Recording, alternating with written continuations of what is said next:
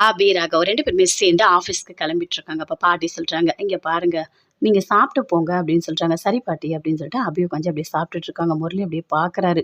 "என்ன சாப்பிடாம கூட நீ போறியா அபி?" அப்படின்னு சொல்லிட்டு அப்படியே மைண்ட் வாய்ஸ்ல அப்படியே பேசிட்டு இருக்காரு. எல்லாருமே சேர்ந்து சாப்பிட்டுட்டே இருக்கும்போது அப்படியே அஞ்சலிய பார்க்குறாங்க பாட்டி. "இங்க பாரும்மா 9ஆம் மாசம் ஆயிடுச்சு. நம்ம வளகாப்பு பண்ணணும்" அப்படின்னு சொல்றாங்க. அத கேட்டோனே எல்லாருமே ரொம்ப சந்தோஷப்பட்டாங்க. "சூப்பர்க்கா, சூப்பர். 9ஆம் மாசம் ஆயிடுச்சா? அப்பா! ஒண்ணுமே தெரியல. டைம் போனதே. இன்னும் 1 மாசத்துல பாப்பா நம்ம கிட்ட வந்துரும்மா" அப்படின்னு சொல்லிட்டு அபி கேட்குறாங்க.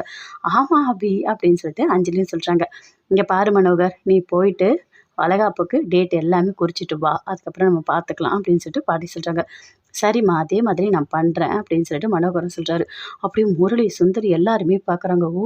வளைகாப்பு பண்ற மாரி ஆயிடுச்சா?" அப்படின்னு சொல்லிட்டு. "வளைகாப்பு எல்லாமே சூப்பரா பண்ணணும்" அப்படின்னு சொல்றாங்க பாட்டி. "ஏதாவது வேலை இருந்தா எனக்கும் குடுங்க" அப்படின்னு சொல்லிட்டு ஆகாஷும் சொல்றாரு. "சரிப்பா, ஏதாவது வேலை இருந்தா நீ அப்பா கிட்ட கேட்டுக்கோ" அப்படின்னு சொல்லிட்டு பாட்டியும் சொல்றாங்க. அப்படியே அஞ்சலி ரொம்ப சந்தோஷப்படுறாங்க. பயங்கரமா சந்தோஷத்தோட இருக்காங்க.